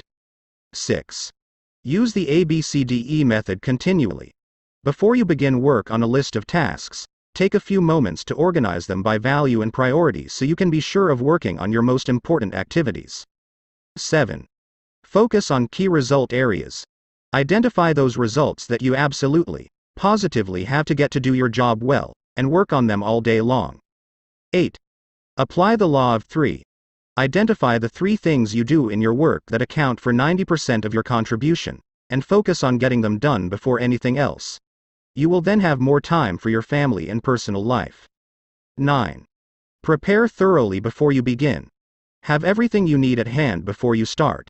Assemble all the papers, information, tools, work materials, and numbers you might require so that you can get started and keep going. 10. Take it one oil barrel at a time. You can accomplish the biggest and most complicated job if you just complete it one step at a time. 11. Upgrade your key skills.